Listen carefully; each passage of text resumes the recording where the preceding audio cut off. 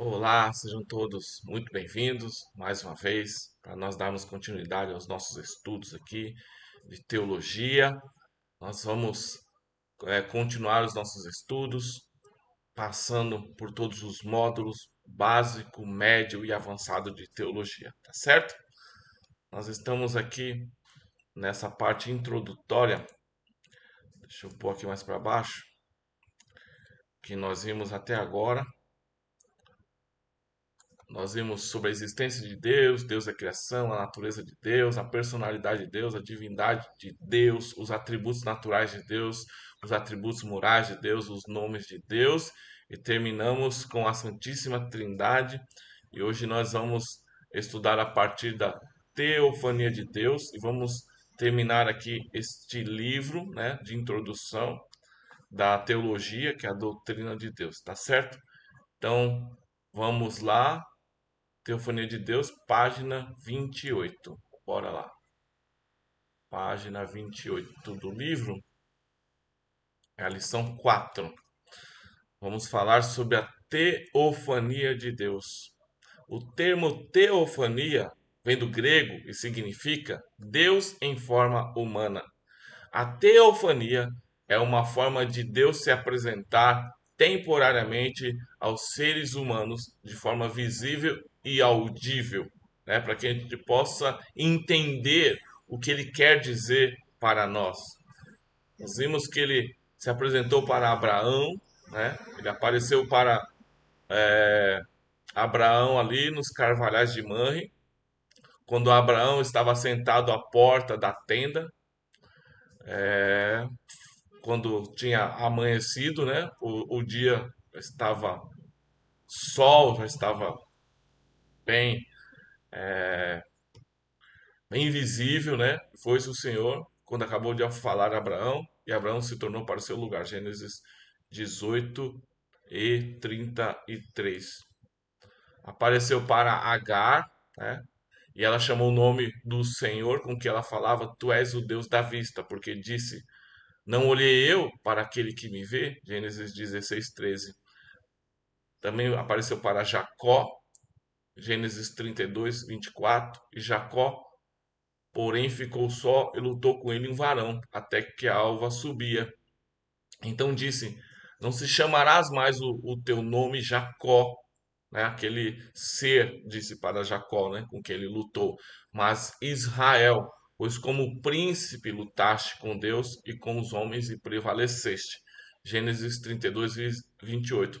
E existem muitos outros exemplos, como esses mencionados aqui, mas vamos nos limitar de falar devido ao nosso tempo, que é limitado, para a gente não ficar muito cansativo.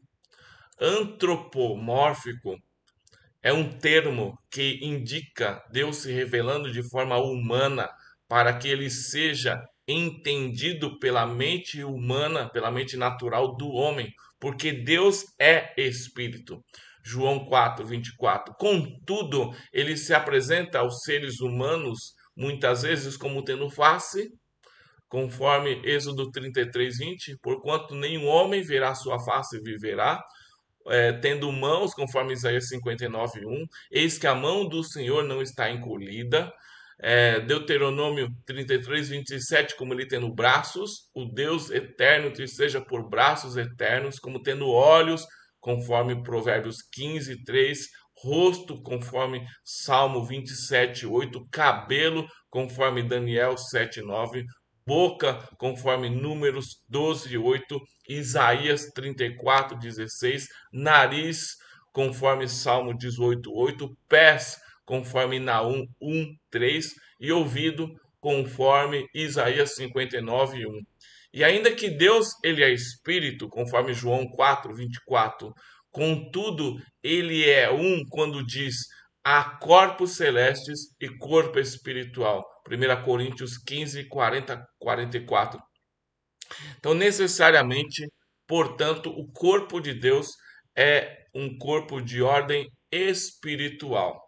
Agora, algumas doutrinas, algumas ciências, né, com relação ao conhecimento de Deus. Temos a doutrina do monoteísmo ou a crença do monoteísmo, e o monoteísmo ele vem do grego que significa um só Deus, um único Deus, e é uma crença de adoração ao único Deus verdadeiro. E é exatamente diferente do politeísmo que crê na existência de vários deuses.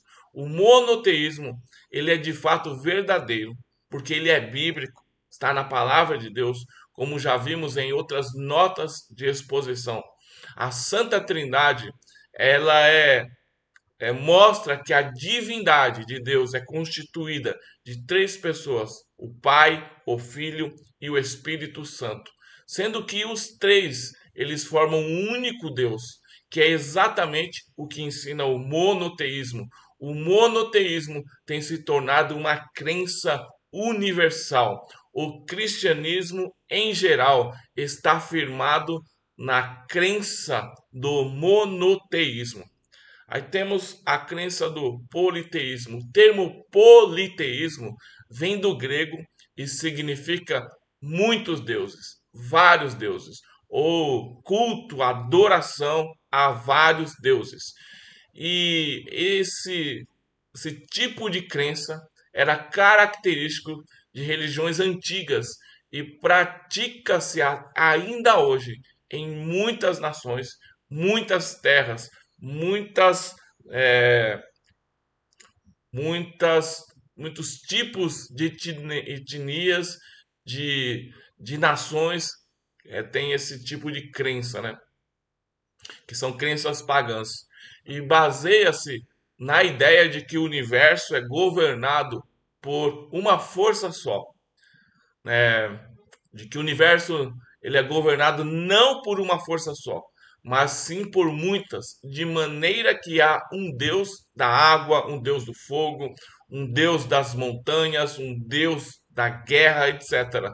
E foi esta consequência natural do paganismo que endeusou os objetos finitos e as forças naturais e adoraram e serviram a criatura antes do Criador, conforme Romanos 1:25.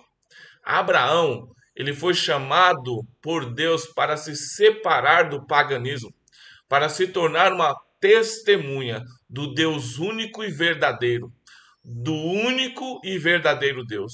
A sua chamada foi o começo de missão para a nação de Israel, a qual era pregar o monoteísmo, que é o culto a um só Deus, ao Deus verdadeiro, o contrário do politeísmo das nações vizinhas.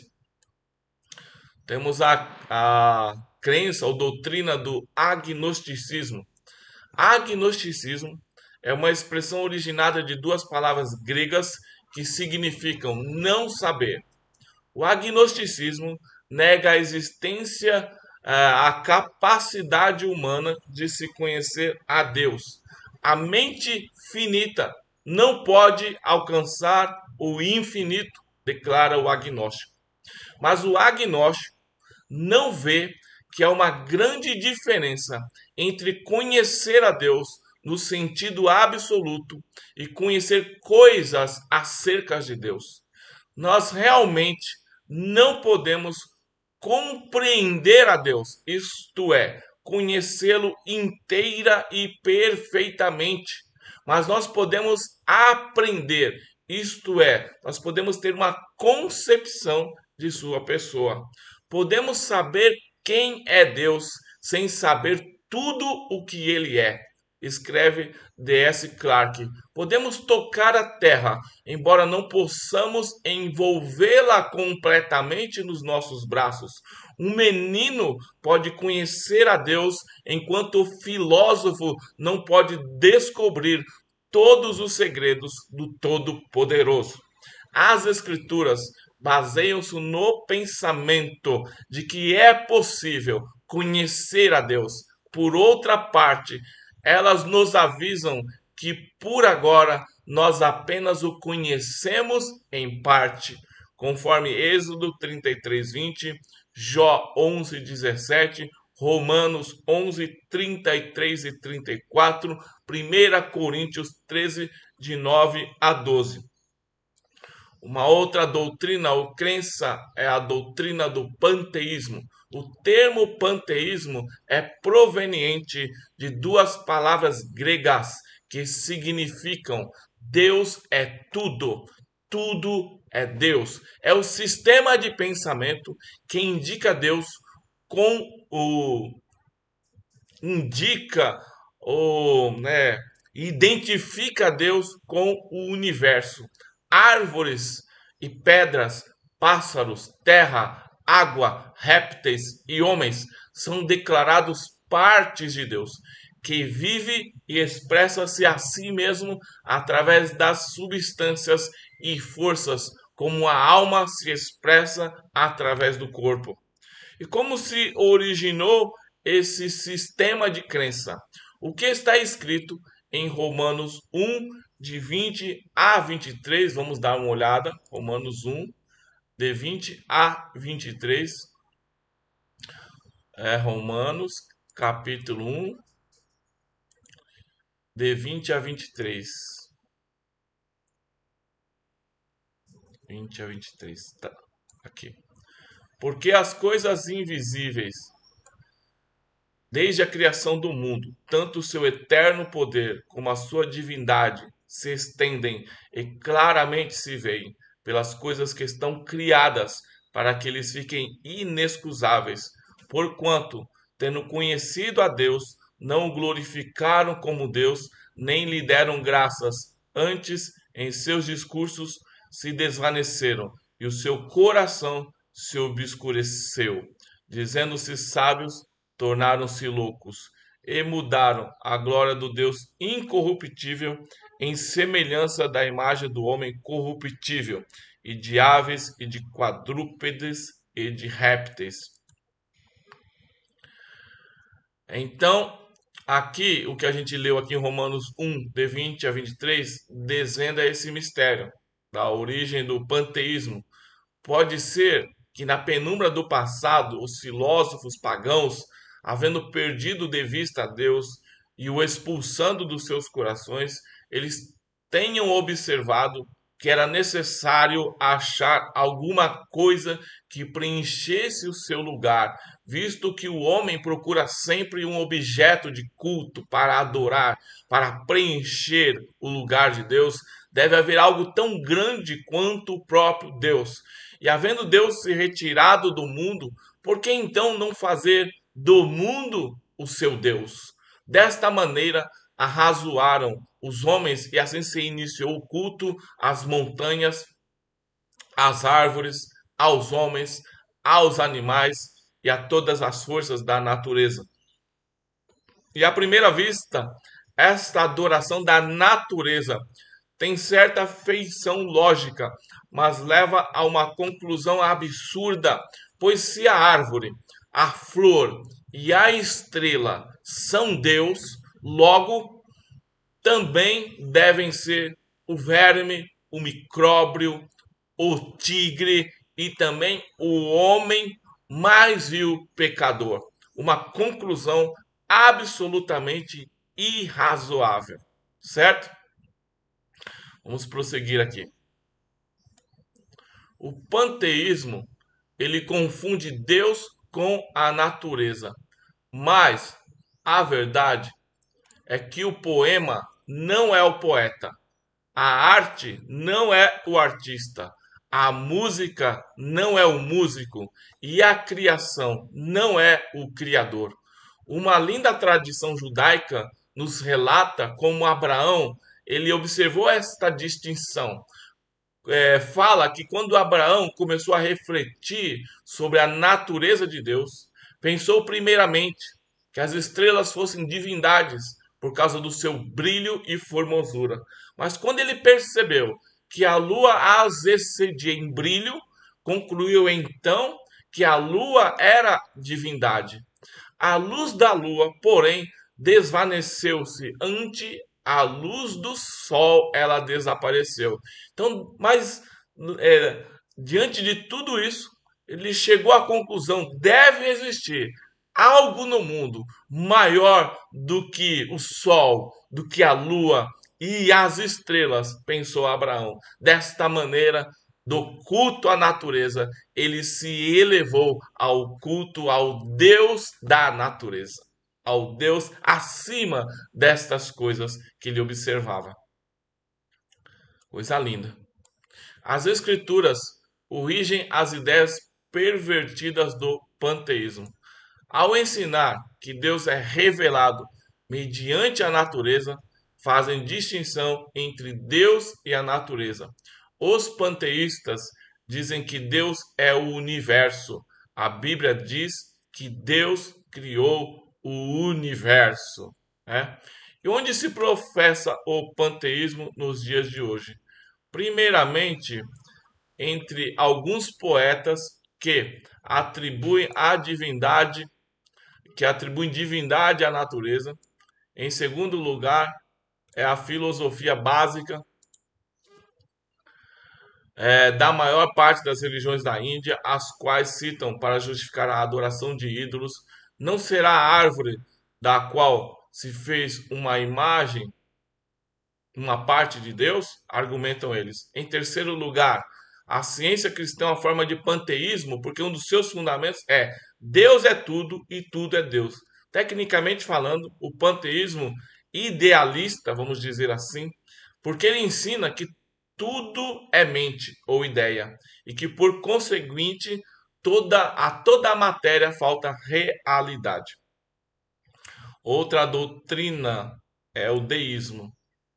O deísmo, ele admite que haja um Deus pessoal, né, que criou o mundo, mas insiste em que depois da criação, Deus entregou o mundo para ser governado por leis naturais. Em outras palavras, ele deu corda ao mundo, como quem dá corda a um relógio, e o deixou sem mais cuidado da sua parte.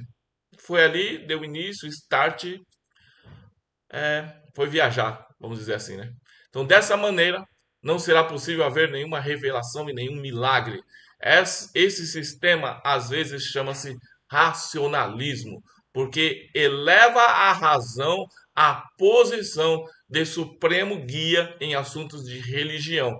Também se descreve como religião natural, como oposta à religião revelada.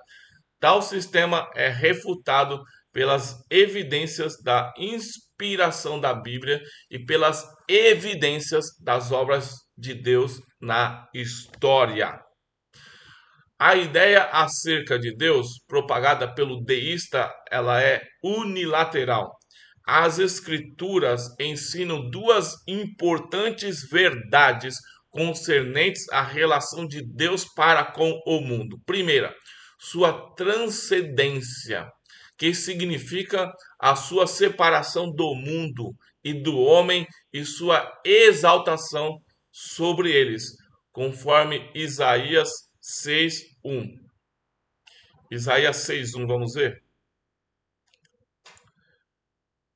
Deixa eu minimizar aqui. Isaías 6:1.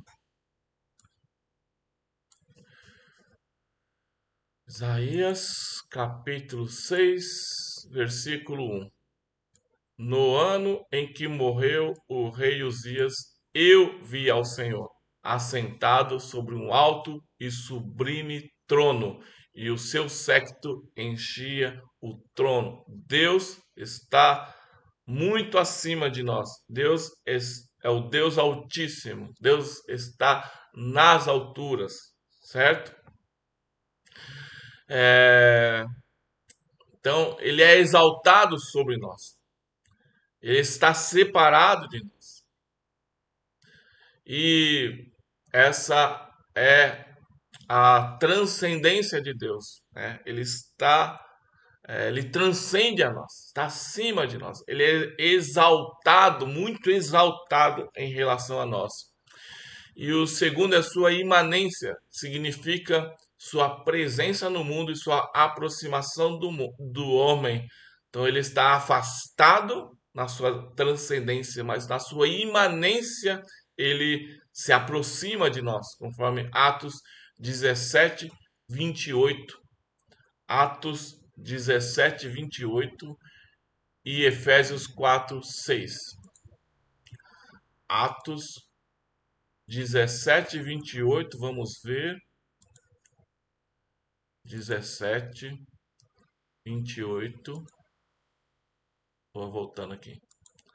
28. Porque nele vivemos e nos movemos e existimos, como também alguns dos vossos poetas disseram, pois nós somos também sua geração. E Efésios 4, 6. Efésios 4, 6. 4, versículo 6. Há um só Deus e Pai de todos, o qual é sobre todos e por todos e em todos. Quer dizer que ele habita em nós, em cada um de nós, e somos o seu templo.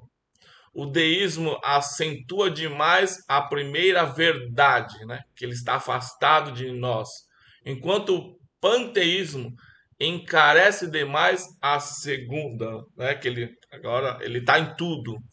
As escrituras apresentam a ideia verdadeira e absoluta. Deus, de fato, está separado do mundo e acima do mundo. Por outro lado, ele está no mundo. Ele enviou o seu filho para estar conosco. E o Filho enviou o Espírito Santo para estar em nós, para habitar em nós. Desta maneira, a doutrina da Trindade evita esses dois extremos. A pergunta: está Deus separado do mundo ou ele está no mundo? A resposta, a Bíblia responde: ele está tanto separado do mundo, como também ele está no mundo. Glória a Deus, glória a Deus. Uma pausinha aqui. Você que está gostando desse estudo, eu quero pedir desde já que você deixe seu like, que você compartilhe este vídeo, para que o próprio YouTube ele entenda que é algo relevante, que pode acrescentar conhecimento e abençoar outras vidas. Então eu peço a sua colaboração, ok? Vamos continuar aqui. Conhecimento de qualidade gratuitos. Se você está gostando, mais uma vez eu insisto, deixe o seu like, por favor. Vamos continuar nossos estudos.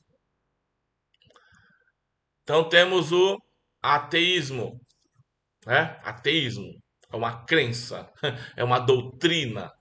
O sentido etimológico do termo ateísmo, né, literalmente é não de Deus. Quer dizer, não há existência de Deus. É uma negativa franca e positiva da existência de Deus. A designação não é evidentemente aplicada à mera ignorância da existência de Deus. Um ateu dogmático é aquele que presume informando quanto às reivindicações teístas. Ele combate o que o teísmo, né, que a crença em Deus ensina, mas nega enfaticamente a existência de Deus. É possível que um ateu consistente jamais tenha existido. Consistente, ateu de verdade mesmo, jamais tenha existido. Porque na prática seria alguém que não se importasse com nada a respeito de Deus. Como é que alguém vai se importar com algo que não existe, certo? Ele é um indivíduo esporádico que forçou a intuição e a razão para fora do equilíbrio numa tentativa de defender uma premissa negativa adotada. O homem não pode e, portanto, não se ajusta sempre completamente às conclusões lógicas do ateísmo. Caso ele se ajuste, ele não apenas repudiaria Deus, como todos os seus valores morais e a realidade espiritual, como também repudiaria a constituição humana do seu lado imaterial. Se Deus não existe, para que ter moralidade? Para que eu me submeter a regras? Se não tem propósito a vida. A vida não tem propósito de existência sem os atributos morais de Deus na nossa vida.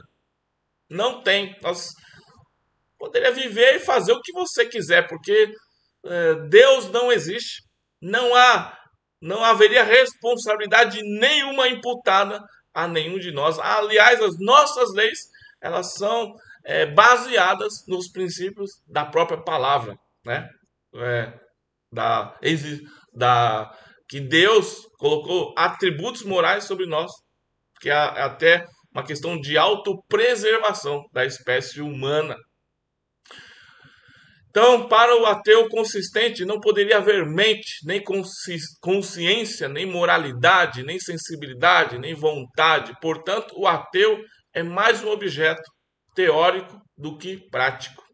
O próprio ateu, quando se propõe a combater a existência divina, ele está simplesmente provando que Deus existe. Pois como se pode combater aquilo que não existe, certo? Vamos para uma outra doutrina ou crença, que podemos chamar assim, o materialismo. Nega qualquer distinção entre a mente e a matéria. Afirma que todas as manifestações da vida e da mente, todas as forças, elas são simplesmente propriedades da matéria. O homem, ele é simplesmente como uma máquina. São alguns dos pensamentos prediletos dos materialistas. O homem, ele é como um animal. Ele é simplesmente um animal, declaram eles. Pensando que isto poderão extinguir o conceito generalizado acerca da superioridade do ser humano e do seu destino divino. Essa teoria é tão absurda que quase nem merece refutação. No entanto, em dezenas de universidades, em centenas de novelas e de muitos outros modos, discute-se e aceita-se a ideia de que o homem é um animal e máquina que não tem responsabilidade por seus atos e que não existe o bem nem o mal. Para refutar esse erro, vamos observar. Primeiro, a nossa consciência nos afirma que somos algo mais do que a matéria, né? Essa vozinha aí na nossa cabeça aí, da onde vem essa vozinha, né? Nos criticando, nos orientando, nos dizendo para ou vai, né? Será que tá à toa essa vozinha aí? E, né, que a gente, essa consciência, né, essa voz interna, nos mostra que nós somos diferentes das árvores e das pedras, por exemplo. 1 grama de bom senso, neste caso, vale mais do que uma tonelada de filosofia. Conta-se que Daniel O'Connell, orador irlandês, certa vez se encontrou com uma velha senhora irlandesa, temida por sua linhagem causticante e seu vocabulário blasfemo. O orador, no encontro com essa velha senhora, a cobriu com uma verdadeira salva de termos trigonométricos. Você, miserável romboide, gritou ele, você, hipotenusa sem escrúpulo, todos que a conhecem sabem que você guarda um paralelogramo em sua casa, e assim por diante, continuou até que deixou essa pobre senhora confusa e perplexa. Da mesma maneira, os filósofos modernos tentariam nos assustar com palavras ostentosas, mas o erro não se transforma em verdade só porque se expressa em palavras multissilábicas. 2. A experiência e a demonstração demonstram que a vida procede unicamente de vida já existente. Vou repetir. A experiência e a observação demonstram que a vida procede unicamente de vida já existente, ou seja, vida procede de vida. E por conseguinte, a vida que existe nesse mundo teve sua causa em vida idêntica. Nunca se deu um caso em que a vida procedeu-se de substância morta. Há alguns anos, certos pesquisadores cientistas concluíram que eles haviam conseguido este fenômeno, mas ao ser descoberta a presença de micróbios no ar, a sua teoria caiu por terra. Terceiro, a evidência de uma inteligência superior e desígnio no universo refuta esse materialismo cego. Quarto, na hipótese de que o homem seja apenas uma máquina, mesmo assim, a máquina ela não se faz por si mesma. A máquina não produziu o inventor, mas foi o inventor que criou a máquina, certo? O mal do materialismo está no fato de que destrói os fundamentos da moralidade. Pois se o homem fosse apenas máquina, então não seria responsável pelos seus atos. Consequentemente, não podemos tratar de nobre ao herói, nem de mal o homem vil, pois ele não é capaz de agir de outra maneira. Portanto, um homem não pode condenar outro como a serra circular, não pode condenar a guilhotina. Como você pode ser tão cruel, não é verdade? Qual é o antídoto para o materialismo? O antídoto é o evangelho, pregado com demonstração e poder do Espírito, acompanhado dos sinais. Glória a Deus. Vamos falar agora do Deus verdadeiro que o mundo não conhece. O mundo religioso que não conhecia o verdadeiro e único Deus. Paulo, quando chegou a Atenas, ele ficou chocado ante a volumosa idolatria e a quantidade de santuários feitos de refinados mármores dedicados aos mais variados tipos de deuses, conforme Atos 17:16. O Areópago, ele se localizava entre o mercado e a Acrópole, possivelmente na colina de Marte em Atenas. Ali as pessoas constantemente deixa eu voltar aqui. Ali as pessoas constantemente, atrás de novidades, costumavam discutir religião e filosofia. Não foi diferente naquele dia singular. Paulo, após observar a dedicação daquele povo à idolatria, ele se colocou, começou a falar de Jesus e da ressurreição de Jesus. Quando eles ouviram aquele discurso diferente do que eles acreditavam, os inquietos e argutos filósofos, epicureus e estoicos, eles resolveram inquirir, questionar o apóstolo a respeito daquela incisiva e estranha doutrina. Na verdade, tanto os habitantes quanto os visitantes de Atenas, eles eram incansáveis na busca de novas ideias e conhecimentos. Por isso deram ouvido a Paulo, queriam saber que nova doutrina era aquela. Um Deus também desconhecido em nossos dias. Como nos tempos do apóstolo Paulo, hoje nós nos defrontamos com a mesma ignorância espiritual. O mundo moderno está repleto de religiões, seitas e filosofias. Entretanto, à medida que o conhecimento humano se multiplica nos mais variados ramos da ciência, mais nós percebemos que o homem tem se afastado de Deus ou do Deus verdadeiro, nutrindo o pensamento de poder viver independente dele, e esta inclinação que o leva para o pecado o mantém afastado do seu Criador. A natureza pecaminosa enraizada no ser humano manifesta-se em inimizade contra Deus, conforme Romanos 8:7, porquanto a inclinação da carne é inimizade contra Deus. Então, o Todo-Poderoso, através do seu Filho, ele se manifestou ao mundo em carne para condenar as obras da carne e reconciliar a humanidade com ele mesmo, conforme Romanos 5:10. Motivos para crer em Deus. Aproveitando sutilmente o ensejo daquele momento, o que Paulo faz? Paulo desafia os atenienses a conhecerem ao Deus desconhecido. Havia um templo, né, que ele passou ali pelos templos ali daquela cidade e havia um templo dedicado ao Deus desconhecido. Ele aproveitou esse gancho, essa oportunidade para falar deste Deus desconhecido. Que mesmo na ignorância, eles o estavam honrando, mesmo sem saber.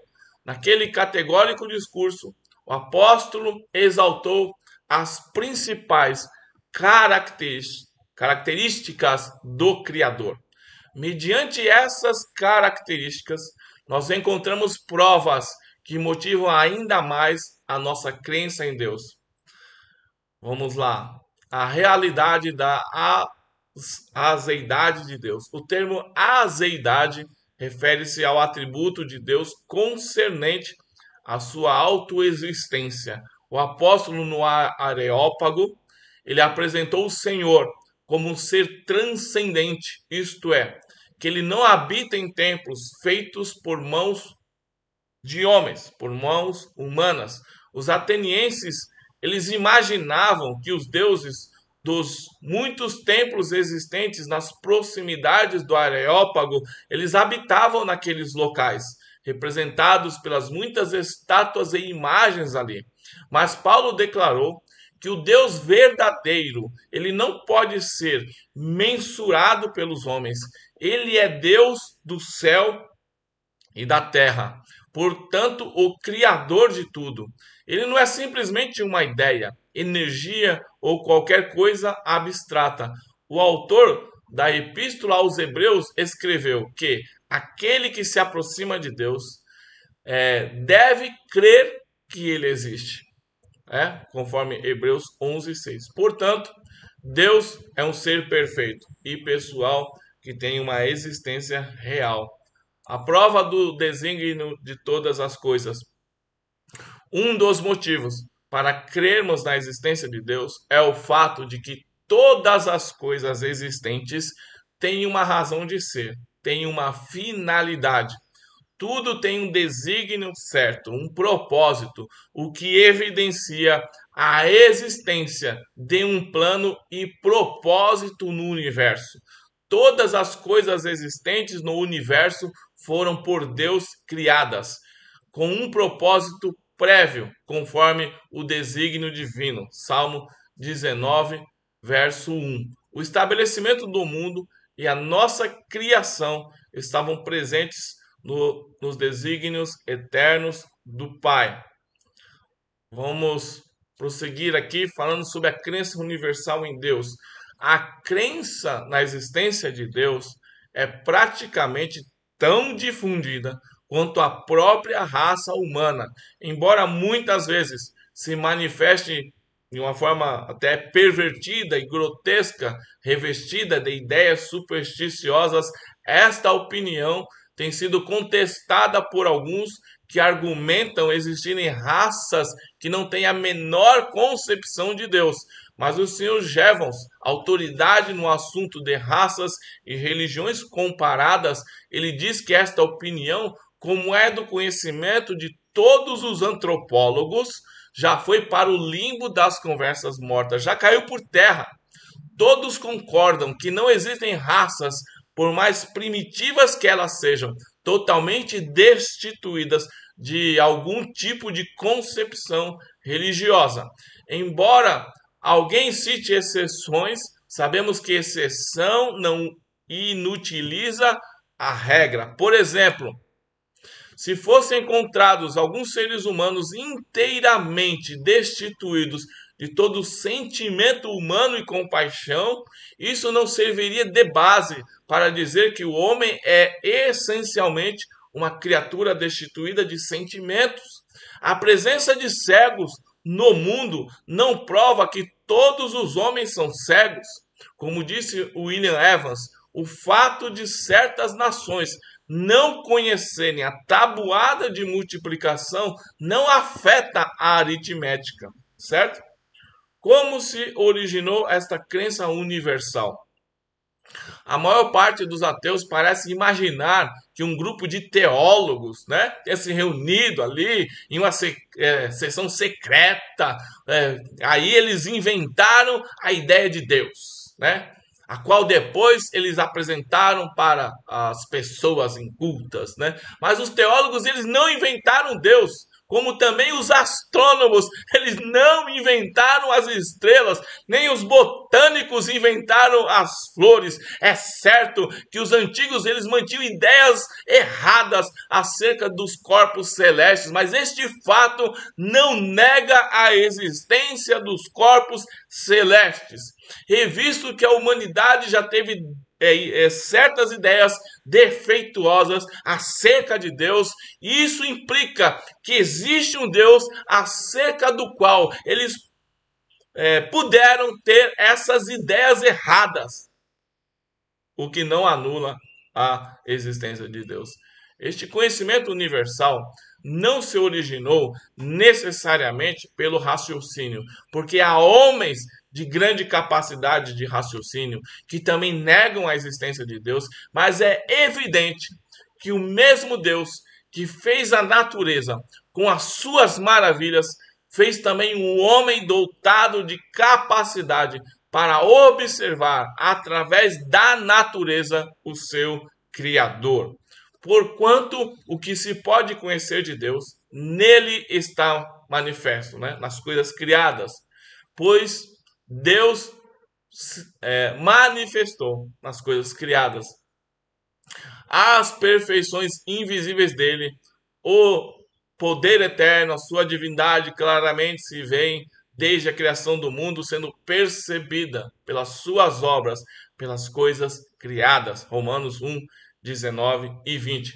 Deus não fez o mundo sem deixar certos sinais, sugestões e evidências claras que falam das obras das suas mãos.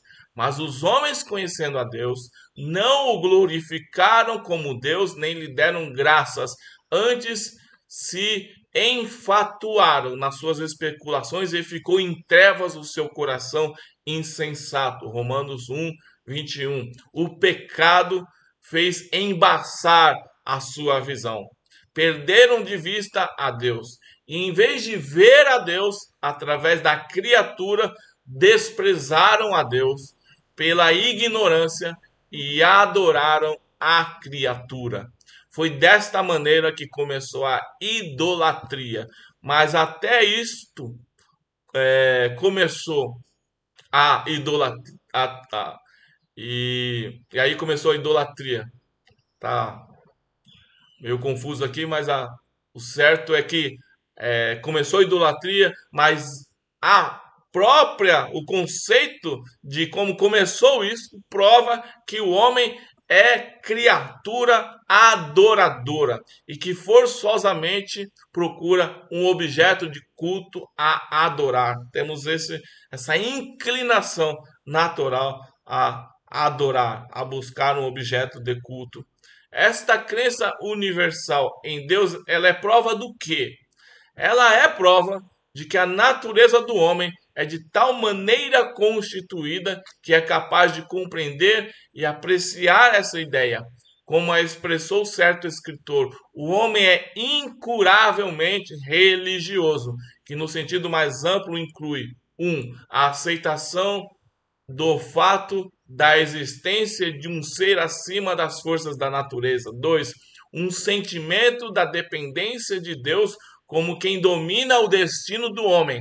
Esse sentimento é despertado pelo pensamento de sua própria debilidade e pequenez e pela magnitude do universo. A convicção de que se pode efetuar uma união amistosa e que nesta união ele, o homem, achará segurança, felicidade.